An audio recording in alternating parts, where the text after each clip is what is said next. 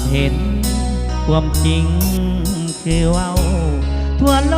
กเลือกเอาว่างามเลือลาย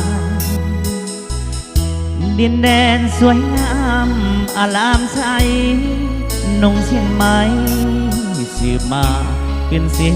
ลือซานครหลวงพระบางเมื่อได้มาฟังจังแม่นอ่อนหวานสำเนียงเสียงเว้าเมืองหลวงของเราดินแดนล้านสาดังมีตำนานกล่าวค้านว่าเป็นเมืองนาสาวหลวงพระบางสร้างงามสดใส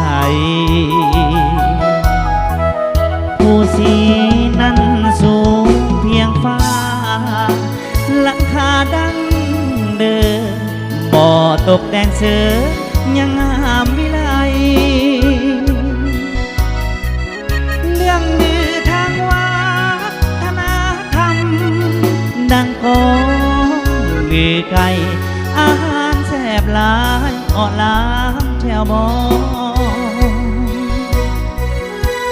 น้ำของน้ำค้างยังคงลองไหล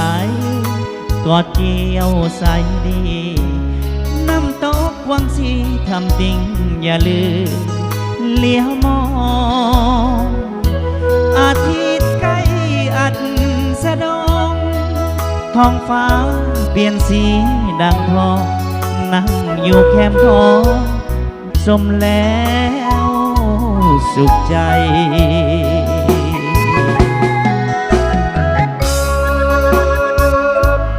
เอาสโลว์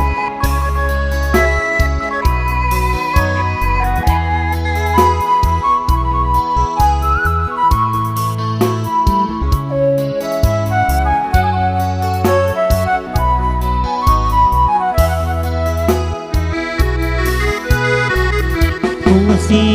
นั้นสูงเพียงฟ้าหลังคาดังเดิมบ่อตกแต่งเสริมยังงามวิไลเรื่องลือทางวัฒนธรรมดังของลือไก่อาหารแซ่บหลายอ่อล้างแจ่วบองของน้ำคานยังคงลองไหลกอดเกี่ยวใสดีน้ำตกวังชีทำติ่งอย่าลืมเลี้ยวมองอาทิตย์ใกล้อัดสะดงท้องฟ้าเปลี่ยนสีดังทอง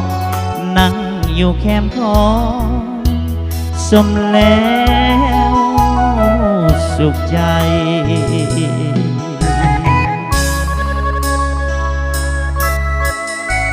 แล้วก็ถือว่าเป็นตัวอย่างกันแล้วกันเนาะพี่น้องๆเป็นเพลงใหม่เอกลักษณ์ใหม่ของหลวงพระบางจัดไป